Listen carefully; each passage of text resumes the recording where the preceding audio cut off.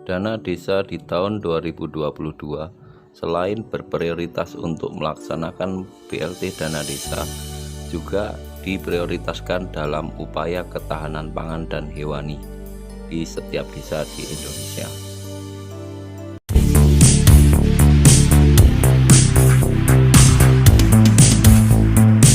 Assalamualaikum warahmatullahi wabarakatuh seluruh teman-teman dan saudara sekalian.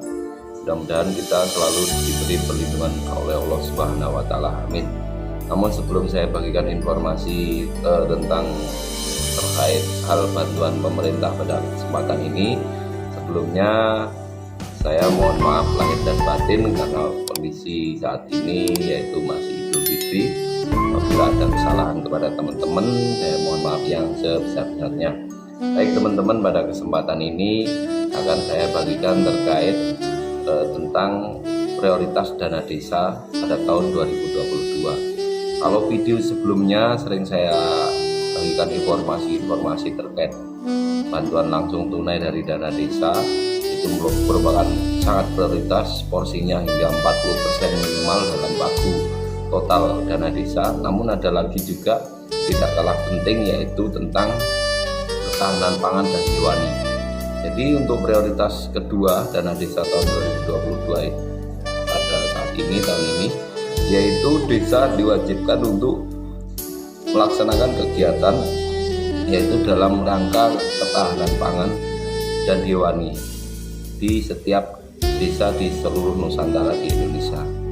Dan pada kesempatan ini tentunya kita harus berpikir dalam penanganan ini, karena ini juga penting demi pemulihan ekonomi di era pandemi, setelah pandemi COVID ini menuju new normal.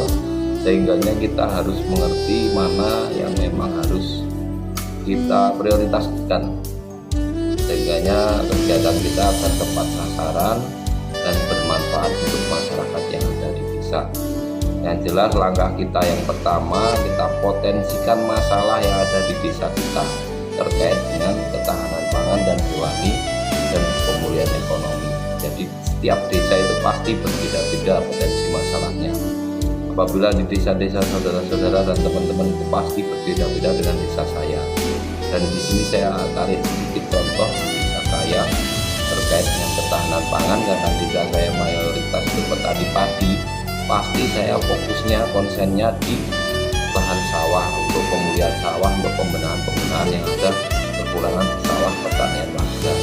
Dan di sini yang saya laksanakan pada kegiatan tahun ini, saya konsen di lahan sawah, di lahan pertanian sawah Betawi, agar program ini tidak sia-sia. Jadi jangan sampai kita membuat kegiatan tanpa melakukan perencanaan dan melihat potensi masalah yang ada di wilayah kita. Jadi setelah kita petakan, kita potensikan masalahnya, langsung kita melaksanakan kegiatan ini untuk menekan, memperkecil atau menghilangkan masalah tersebut.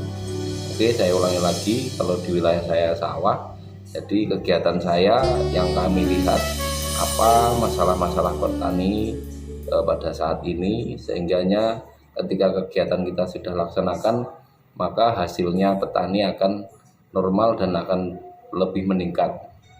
Nah, di sini karena di wilayah sawah kami ini ada sebagian sawah yang ketika hujan, kondisi musim penghujan yaitu banjir. Ada juga sebagian karena lahannya gambut, sehingganya sawah tersebut tidak bisa tercuci, sehingga dari tahun ke tahun tidak pernah untuk dapat berproduksi di sawah tersebut. Nah, itulah potensi yang ada di desa kami, masalah yang ada di desa kami.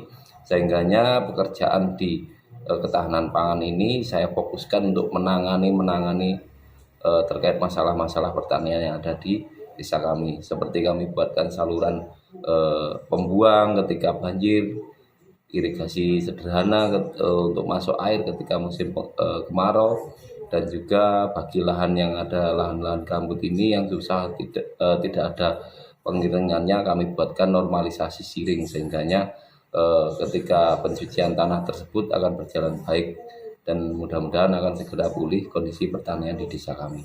Itu hanya salah satu contoh teman-teman, mungkin di wilayah teman-teman berbeda. Silahkan amati potensi masalahnya, dan setelah itu silahkan melakukan kegiatan untuk pemulihan ekonomi di tengah masyarakat. Tetap semangat, semoga kita semua akan segera bangkit dan Indonesia akan kembali berjaya. Terima kasih. Wassalamualaikum warahmatullahi wabarakatuh.